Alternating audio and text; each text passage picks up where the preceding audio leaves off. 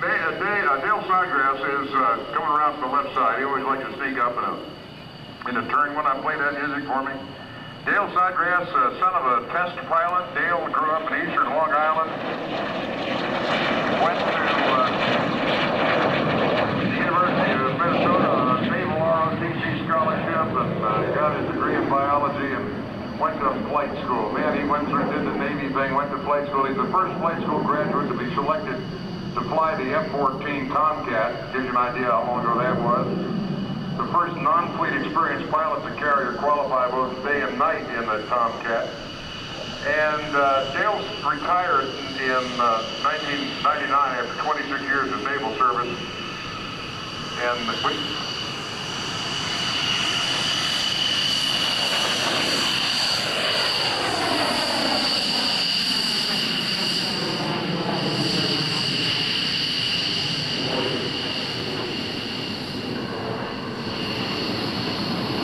while Dale was in the Navy, he had 12 operational fighter squadron wing tours, including command of Fighter Squadron 33 during Desert Storm, and command of all the Navy's F-14 squadrons as Commander Fighter Wing Atlantic. And all the Tomcats at that point had been moved to the East Coast, moved just miles from here to Louisiana.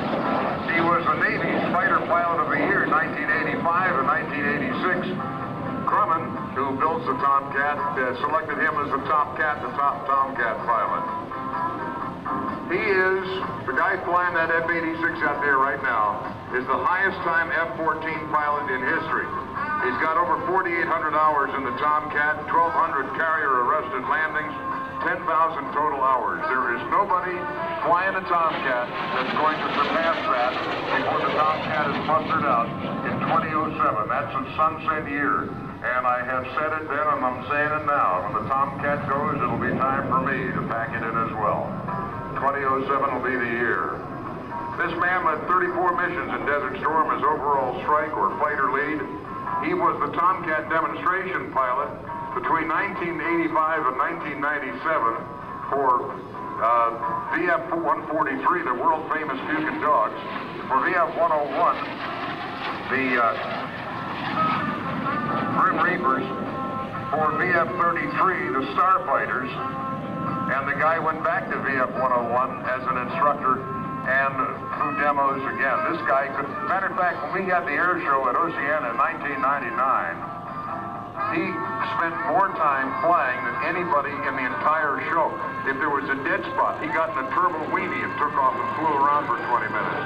He flew the Tomcat 4 separate programs in that show. And one of them, as a matter of fact, they used to have a Commodore from the West Coast, and he was a real, and so Snort's flying the act with a West Coast Commodore in the back. And there's a lot of admirals for breathing very hard over that one. The airplane that his man is flying is the F-86 Sabre jet that flew to prominence in Naval in Korea. This was the first successful swept-wing fighter that was flown by the United States military. And what's funny is that the original design for a swept-wing airplane, I always go back and tell the story, for a swept-wing airplane was the MiG-15. The MiG-15, everybody says, you know, the Russians and then the Chinese. The MiG-15, the fuselage, the airframe for the MiG-15 was captured by the Russians in Germany. Dr. Kurt Tonkin created the airplane and didn't have, for Focke-Wulf, and didn't have an engine for it.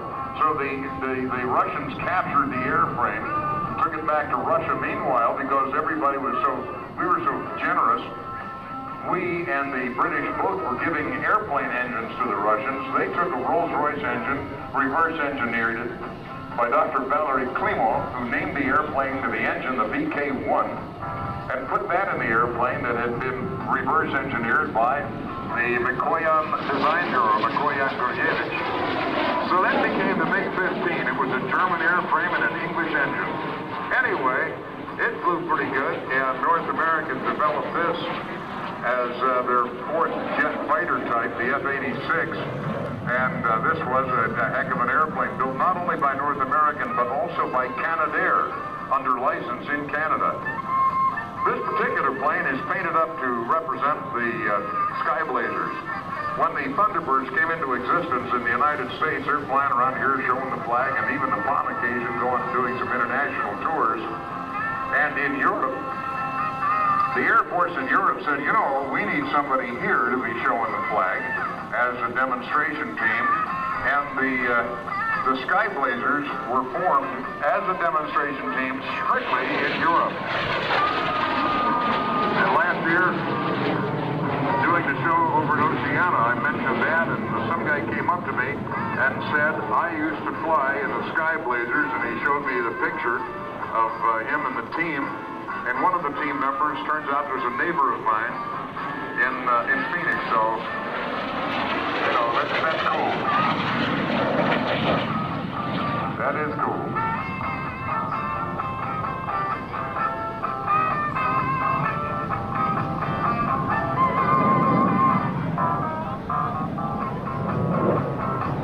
You gonna tell me the Patillo brothers, who were two of the original Thunderbirds, or were the Sky Blazers? Is that right? Holy cow.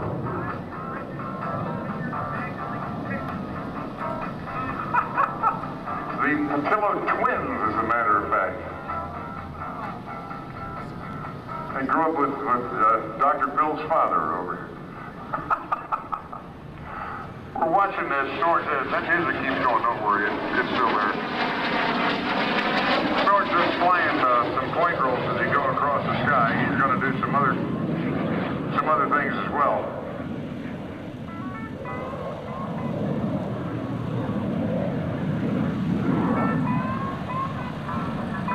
Watch him as he yanks it around over on the far side, and it's funny to figure out that all the times that Snort was the original pilot in, I shouldn't say that, he was not.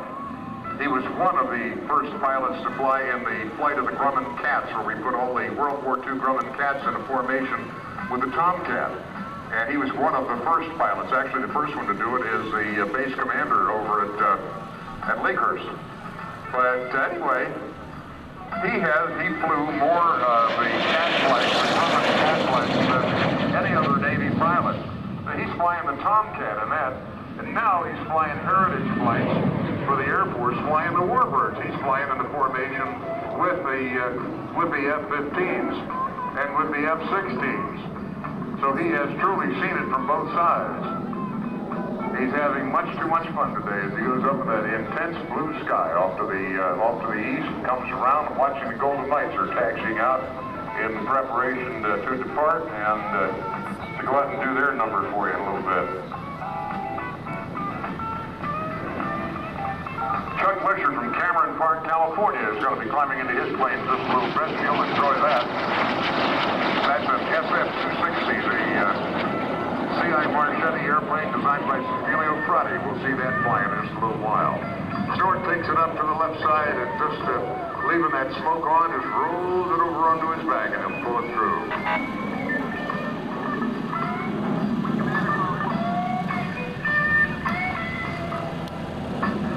We just got a call between the men. Here goes another medical run here.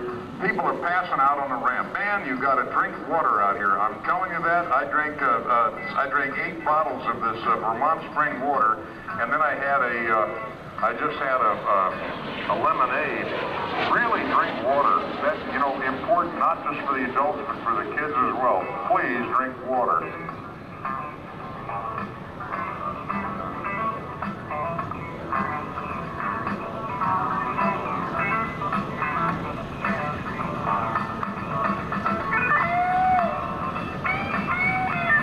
Those things are good.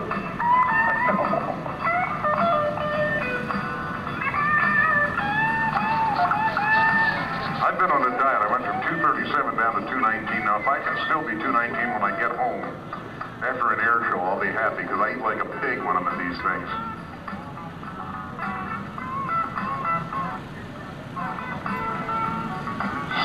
Snort hasn't slowed down. Dale Snodgrass hasn't slowed down to gear up. We're just watching him as he's going to hold it down low over the ground, bring it up in the dirty configuration with the flaps and gear up, and fly it through a 4-point hesitation roll. There is aircraft control right there. discharge 1954. That's when this plane was built by Canadair.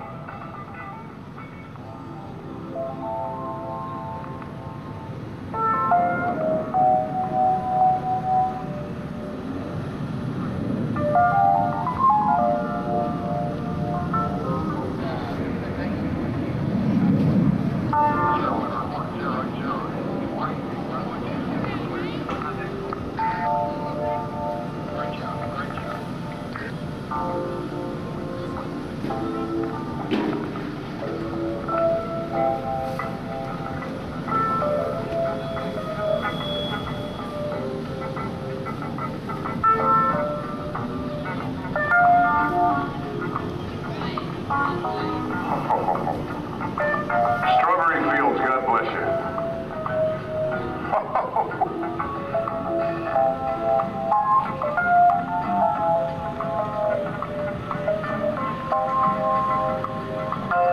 Strawberry Fields, God bless you. This is outstanding. It's like a strawberry slush. Just terrific.